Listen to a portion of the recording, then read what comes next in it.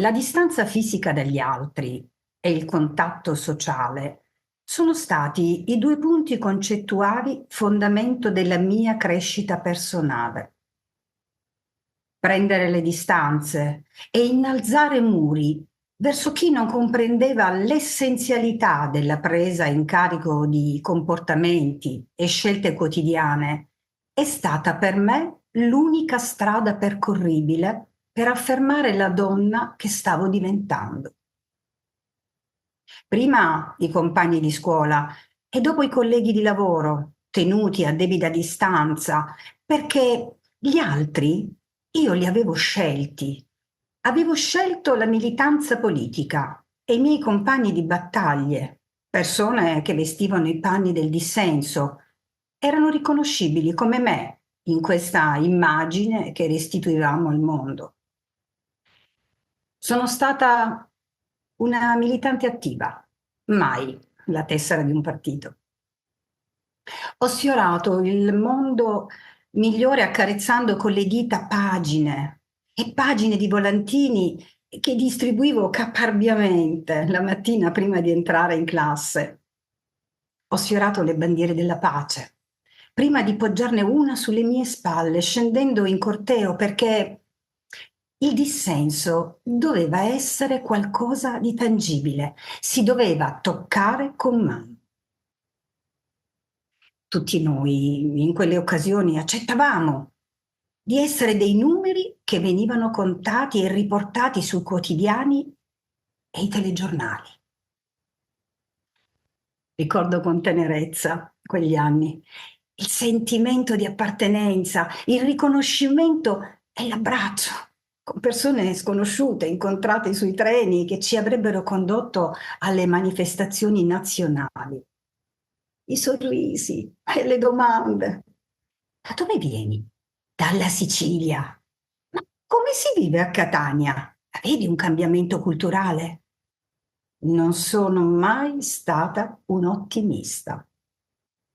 Non sono mai stata la persona ideale per rispondere a questo genere di domande.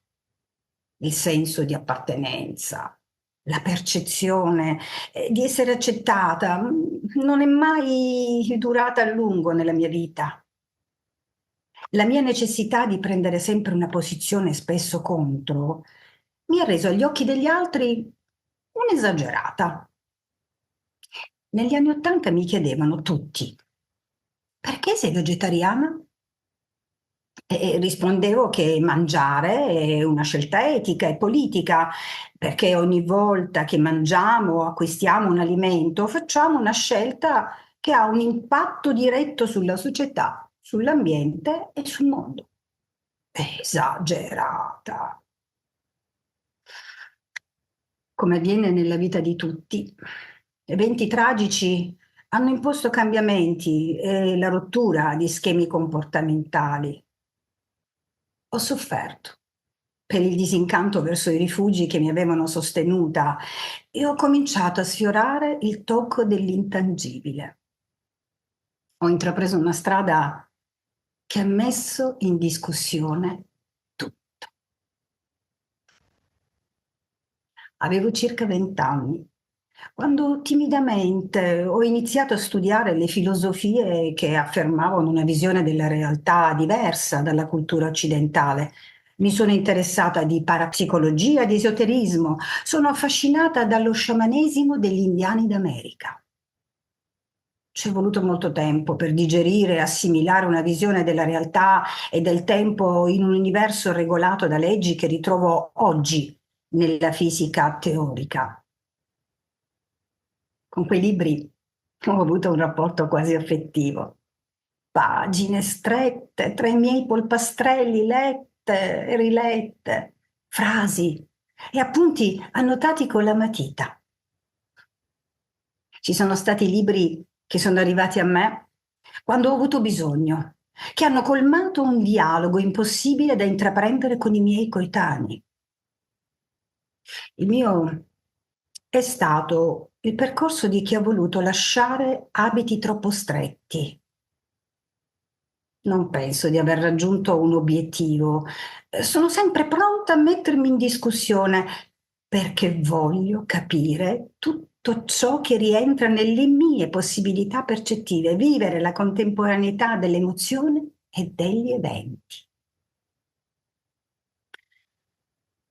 Mi sono interrogata a lungo sull'uso che facciamo tutti dei ricordi. Mi sento una privilegiata perché grazie alla scrittura autobiografica e ai percorsi di riflessione intrapresi durante le atelier di scrittura con i miei compagni di viaggio, i volontari dell'ODV, le stelle in tasca, ho potuto esplorare il mio immaginario e mettere in discussione le modalità con cui abitualmente attribuiamo significato a cose ed eventi. E così, dopo la conquista della serenità e il ripudio dello status di essere addolorato, caldamente imposto dalla nostra cultura, dalle religioni, da tutto ciò che produce comunanza e senso di appartenenza tra gli esseri umani diversamente felici, mi sono chiesta quanto sia rilevante l'ambiente che ci circonda, lo spazio vitale che costruiamo intorno a noi, quanto benessere o malessere produce. Ma cos'è la felicità? Non è una ricerca vana che dura tutta la vita, è qualcosa che si nutre come l'amore, gesti e azioni quotidiane volte a stabilizzare un pensiero concreto, nonostante le aggressioni che giungono da ogni parte, da noi stessi. Nella mia visione delle cose, nulla di importante può essere rimandata a domani. Le scelte quotidiane sono lo scheletro delle mie giornate. Oggi le puntuali e rigorose definizioni di sé mi rendono diffidente. Sono una cittadina del mondo che riconosce la comunanza con gli altri attraverso la postura, lo sguardo e i sorrisi, perché sorridere è una manifestazione di pace. Continuo a fare i conti con la difficoltà di dover produrre spiegazioni, ma mi difendo. Abito luoghi dove le differenze sono riconosciute e apprezzate. Sfioro pareti che non dividono, ma che contengono connessioni come gli spazi di dialogo che costruiamo con le stelle in tasca.